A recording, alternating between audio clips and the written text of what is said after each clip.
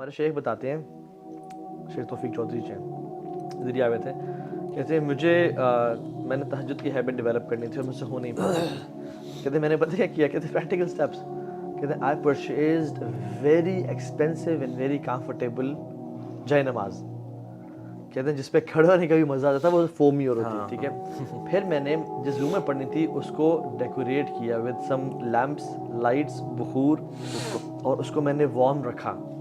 کہ اب دیکھو فار ایگزامپل سردیاں ہیں, تہجد کی نماز کے لیے اٹھنا ہے, اگر آپ کا کمرہ بہت ٹھنڈا یخ ہے, ٹھیک ہے, تو پرابلی آپ کے لیے تھوڑا سا مشکل ہو جائے.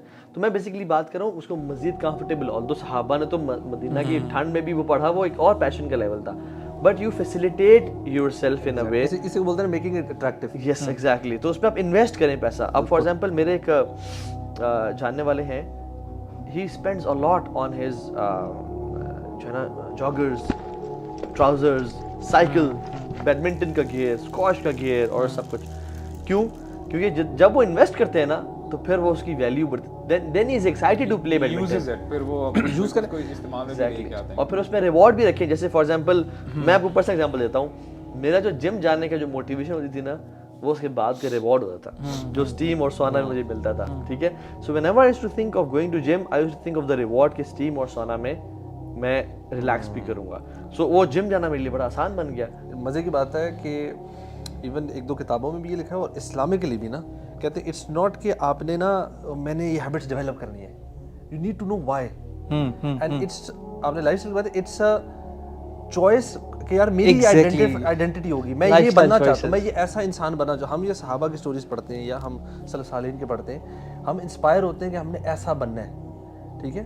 دین you have a clear identity, so you not doing کہ اچھا یہ اچھی ہیبٹ ہے تو میں اس لیے کر رہا ہوں, you doing it that's what I want to become. آپ کی زندگی میں وائی بڑا کلیئر ہے اس کا.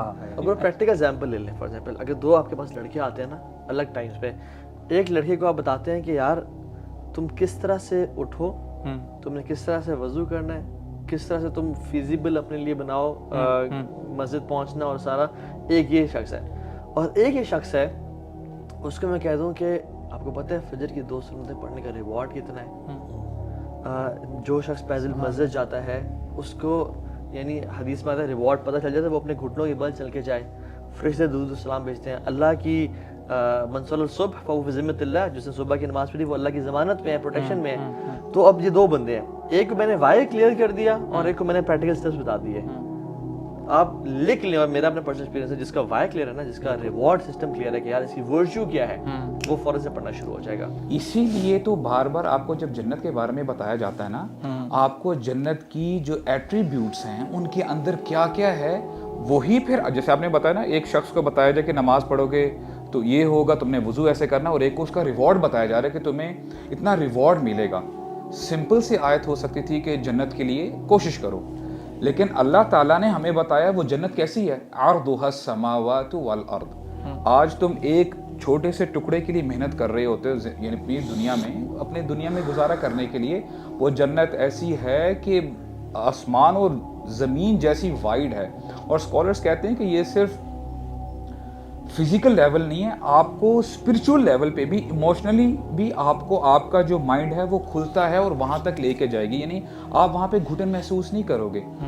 تو ایونچولی ہوتا کیا ہے کہ دیکھیں, آئی تھنک دس از, اگر ہمیں اس کے علاوہ کوئی موٹیویشن نہ دی جاتی دین میں, if this was the only motivation given to the human beings, this was sufficient for all of us.